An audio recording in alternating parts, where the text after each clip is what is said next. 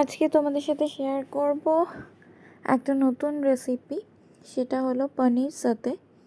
এটা হয়তো তোমরা অনেকেই বানিয়ে থাকবে বা আগে কোথাও খেয়েও থাকবে, হয়তো বিয়ে বাড়িতে বা কোনো অনুষ্ঠান বাড়িতে খেয়েছো তোমরা এটা। তো যাই হোক, দেখো আমি যে পদ্ধতিতে বানাচ্ছি সেটাই তোমাদের সাথে শেয়ার করছি, কারণ এটা একটা ইজিয়েস্ট ওয়ে বলে আমার মনে হয়। তো দেখো, এখানে আমি পনিরগুলোকে খুব সুন্দর করে কাঠির মধ্যে পিস পিস করে কেটে ভালো করে পরপর গেঁথে নিয়েছি।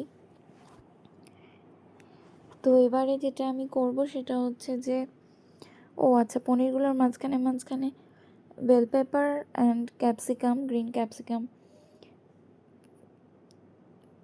শেপ করে কেটে নিয়ে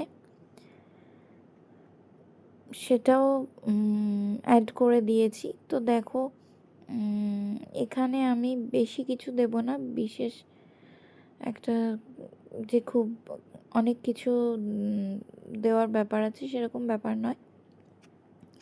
আমি জাস্ট হালকা সাদা লবণ, তোমরা চাইলে বিট নুন খেলে বিট লবণও দিতে পারো, হালকা সাদা নুন দিলাম।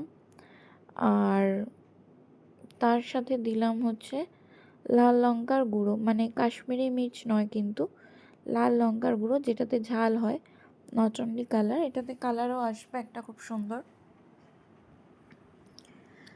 আর হ্যাঁ, তো এবারে দেখো,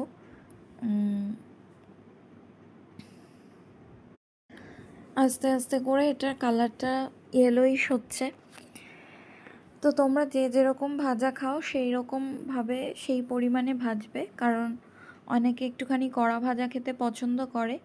পনিরটাকে ডিপ ফ্রাই করলে একটু লালচে রং বা অরেঞ্জিশ কালার এলে এটা একটু রাবার রাবার টাইপ হয়ে যায়, সেই নরম তুলতুলে ভাবটা থাকে না। তো সেই কারণে আমি খুব একটা বেশি ডিপ ফ্রাই করি না, হালকা নরম থাকবে পনিরগুলো, যাতে তুমি প্রেস করে দেখলে যদি দেখো তুলতুল করছে, তাহলে জানবে যে মানে ঠিকঠাক হচ্ছে বা ঠিক আছে ব্যাপারটা। তো আমি তো সেইভাবেই করি, যাতে পনিরগুলো খুব নরম থাকে আর মুখে দিলেই মিলিয়ে যায়, একদম মেল্ট হয়ে যায় মুখের মধ্যে। তো এটাই ছিল। টাটা।